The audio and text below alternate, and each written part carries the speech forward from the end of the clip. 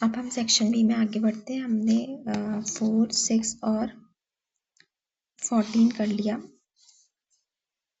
ये तीन सवाल हमारे सॉल्व हो गए। अब हम चौथा सवाल स्टार्ट करते हैं, जो कि बहुत ज़्यादा रिपीट होता है और इम्पोर्टेंट है बहुत ज़्यादा, और वो है आपके पास पार्ट नंबर 8। ठीक है, आपसे कह रहे हैं पार्ट नंबर 8 में कि नॉर्मल डिस्ट्रीब्यूशन है आपके पास। नॉर्मल डिस्ट्रीब्यूशन का जो मीन है वो है 12 और जो स्टैंडर्ड डेविएशन है वो है 2।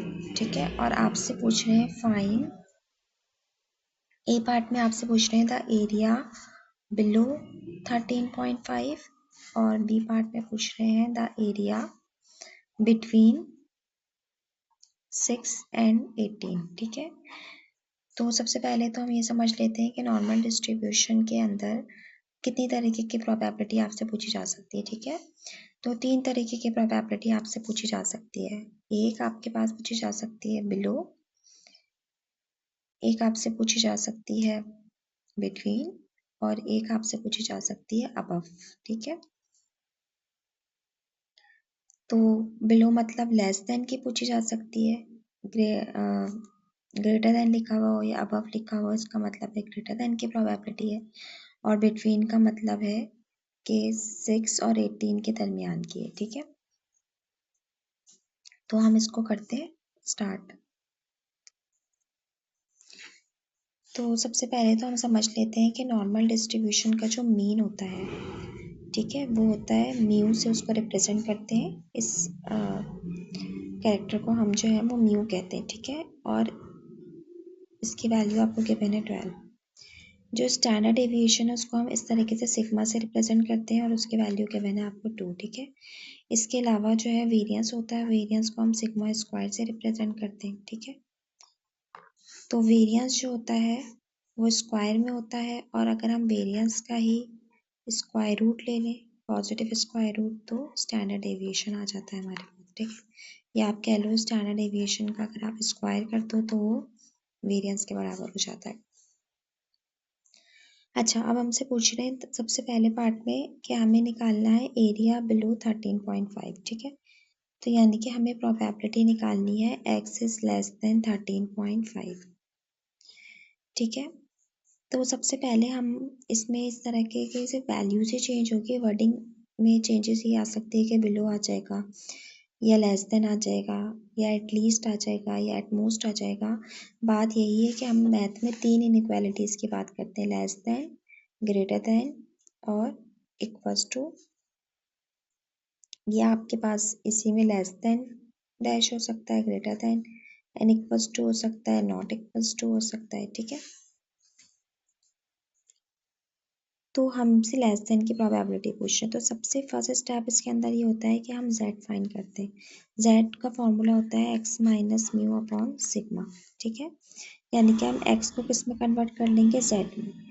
तो हम x को अगर हम z में कन्वर्ट करेंगे तो जो काम हमने लेफ्ट पे करा है वही काम हमें मैथ्स में बैलेंस करने के लिए हमें राइट पे भी करना होगा। तो x को हमने किससे माइनस करा, म्यू से, तो म्यू हमारे पास कितना गिवन है, 12, और हमें डिवाइड किससे करना है, सिग्मा से, सिग्मा हमें गिवन है 2। तो ये तो हमारे पास बन गया z, और 13.5 माइनस 12 डिवाइड बाई 2 हम करेंगे तो z की एक वैल्यू आ जाएगी हमारे पास। ठीक है, जो हम कैलकुलेशन आखिर में करते हैं। अब हम नेक्स्ट में चले जाते हैं। नेक्स्ट हमारे पास दिया हुआ है द एरिया बिटवीन 6 एंड 18, यानी कि हमें जो प्रोबेबिलिटी निकालनी है वो निकालनी है x जो है वो बिटवीन 6 to 18 है। ठीक है, काम हमें वही करना है कि हमें सबसे पहले जो है वो x को z में कन्वर्ट करना है। तो कैसे करते हैं, x minus mu upon sigma, तो म्यू हमारे पास है 12, यहाँ पे भी यही करेंगे 6 माइनस 12 अपॉन सिग्मा। ठीक है, साइन हमने वही लगा दिए जो हमारे पास लगे हुए थे। ये चीज़ तो हमारे पास z बन गई। ठीक है, अभी हम इसकी कैलकुलेशन करते हैं, उसके बाद हम देखते हैं ये वैल्यूज़ क्या आ रही है हमारे पास और हम किस तरीके से फर्दर कैलकुलेशन करेंगे। तो हमारे पास है 13.5 माइनस 12, तो हम ब्रैकेट यूज करेंगे 13.5 माइनस 12 डिवाइडेड बाय 2, तो हमारे पास आंसर आता है 0.75। ठीक है, नेक्स्ट था हमारे पास 6 माइनस 12 डिवाइडेड बाय 2, तो हमारे पास ये आ गया -3, और उसके बाद है हमारे पास 18 माइनस 12 डिवाइडेड बाय 2, ये हमारे पास आ गया +3।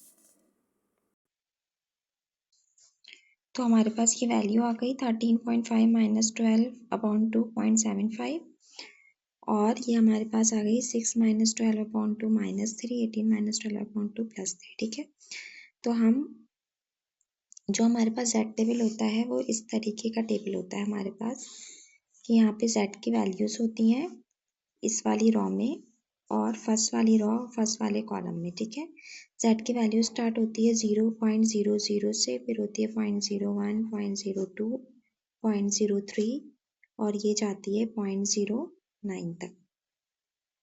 उसके बाद यहाँ पे जो वैल्यूज स्टार्ट होती हैं वो स्टार्ट होती हैं माइनस से।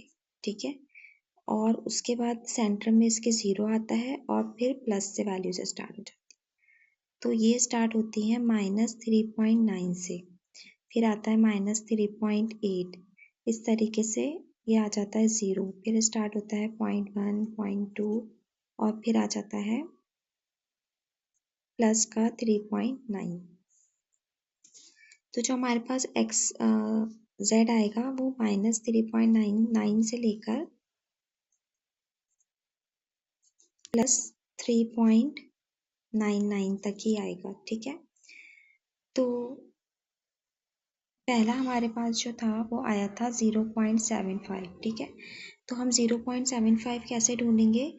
यहाँ पे हमारे पास जो है वो पॉइंट के बाद एक डिजिट गिवन होता है। ठीक है, यहाँ पे आपके पास लिखा हुआ होगा 0.0, और जो रिमेनिंग 2 डिजिट होते हैं वो हमारे पास यहाँ पे गिवन होते हैं। ठीक है, तो हमारे पास जो आया है z वो आया है 0.75, तो 0.7 हम इस वाली कॉलम में सर्च करेंगे, फर्स्ट 2 डिजिट हम कॉलम में सर्च करते हैं, और जो लास्ट वाला डिजिट होता है वो हम इस रॉ में सर्च करते हैं। ठीक है, तो यहाँ कहीं पे होगा 0.05, और यहाँ कहीं पर होगा 0.7। ठीक है, तो यहाँ से 0.7 लेंगे, यहाँ से 0.05 पे जाएंगे, और इनके इंटरसेक्शन पे जो भी वैल्यू आएगी वो हमारे पास प्रोबेबिलिटी होगी z की। ठीक है, तो z टेबल में अब हम देख लेते हैं ये वाली वैल्यू हमारे पास कहाँ पर है। ठीक है, तो हमारे पास है 0.7 पॉजिटिव। ठीक है, तो ये टेबल जो हमारे पास है ये नेगेटिव है। तो इसी तरीके से हमारे पास एक नेगेटिव होता है टेबल और एक पॉजिटिव टेबल होता है।